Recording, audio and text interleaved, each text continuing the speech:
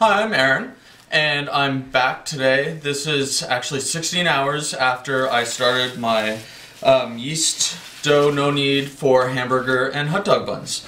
So this is what it looks like now after around 16 hours of proofing. So I'm just going to punch it down. Obviously I've already washed my hands and I washed my counter space. So we've got a really nice elastic dough here. It's going to make beautiful hamburger buns and beautiful hot dog buns. So I'm going to walk you through how I make hamburger buns first, and then I'm going to make a batch of hot dog buns and show you how to do that. So this is around 4 ounces of dough. If you have a scale that will weigh out 4 ounces or 5 ounces of dough, by all means use your 4 or 5 ounces of dough.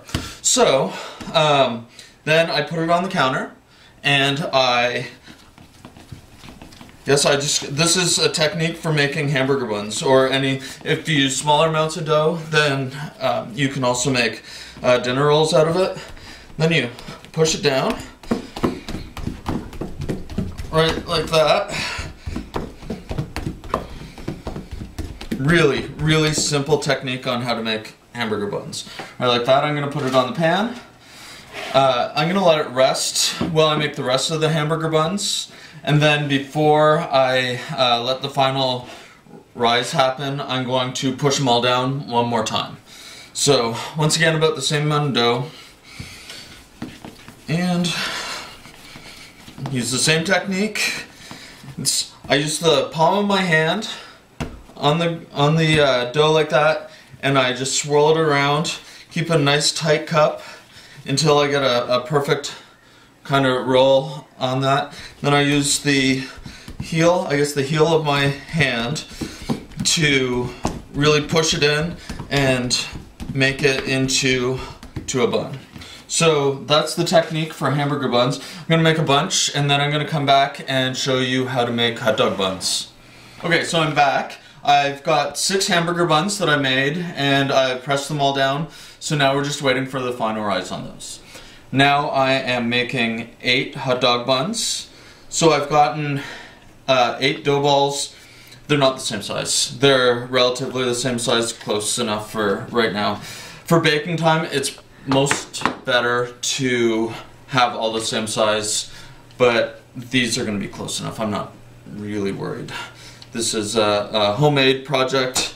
This is not something that I'm doing at work or at a restaurant. So if I was at work or a restaurant, I would definitely have a scale that I would be using. So for the hot dog bun, I am rolling it out fairly thin. This is my little rolling pin tool. So I roll it out to a decent hot dog bun size, and then what I'm going to do is fold it in once, and then fold it in the other way, pinch off the ends, turn it over, and place it on my baking sheet. This is parchment paper. If you're going to use some paper, make sure you use parchment paper, not wax paper. Wax paper will burn in the oven. And then you can also get a waxy substance over your baking products. You don't necessarily need to use parchment paper.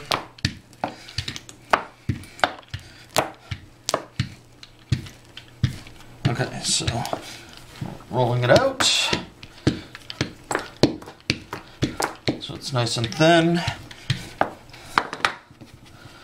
Then I'm going to roll it over once. I'm going to roll it over again on this side. If you've looked at your package of hot dog buns lately, you will notice that there is an ingredient list of around 30 ingredients. In my hot dog buns, there are 6 ingredients. So you can decide. It is definitely easier to go to your supermarket and buy yourself a bag of hot dog buns. But this is, I like to think of it as a healthier way.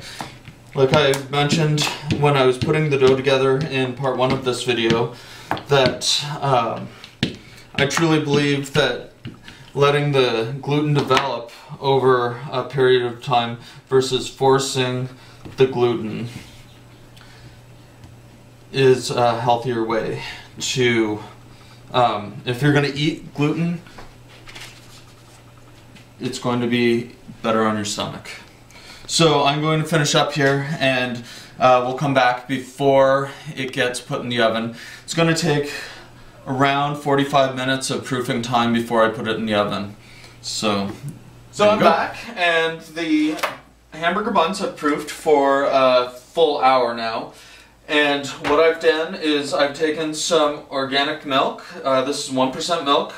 And I've just kind of rubbed a little bit on the top. And what that's going to do is ensure that the crust on the bun is nice and soft. So now I'm going to put it in the oven, and I'm going to put it in for 15 minutes and check it, and it might need 20 minutes. It's at 475 degrees. So we will check this in 15 minutes. Okay, so it has been 15 minutes. I checked them, and boy did they look delicious. So this is what the fully baked hamburger rolls look like. Now I'm going to remove it from the pan. If you leave it to cool on the pan, what is going to happen is that you're going to get condensation on the bottom of your bun. This will give it a nice, even cool down drying period. Now I have the hot dog buns that I've already coated some 1% milk on, and now I'm going to put it in the oven. I'm going to put these on for 12 minutes. They're a lot smaller than the hamburger buns are. I'm going to check it then. Okay, so the hot dog buns are in the oven. I'm going to close it really quick, not to lose so much heat. It's at 475 degrees for 12 minutes. And these are the hamburger buns that I hand formed. They are of different sizes because I'm not super picky. All I want is delicious food to eat. Okay, so I actually left this on for 15 minutes. They need a little bit longer. Now they're done.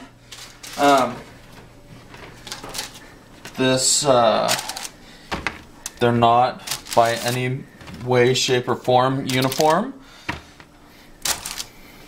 We can definitely do a better job if you have a scale and you take very good care of the size that you're rolling it out to be. But really I'm going for flavor, and I'm going for a nice homemade bun versus getting a bun in the grocery store. So I've got, out of that one batch of dough, I got 6 hot dog buns, or 6 hamburger buns and 8 hot dog buns. And then also, while we've been doing this today, I'm sure that you've seen this boiling pot on my stove.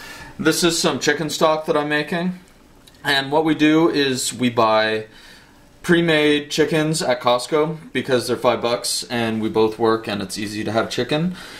And then we save all the bones from those roasted chickens in the freezer until we're ready to make chicken stock. I throw it in with some cold water, a little bit of roasted carrot and onion, some peppercorns, and some California bay leaves, and I boil it all day, and we are going to have some fantastic fresh bread and soup for dinner.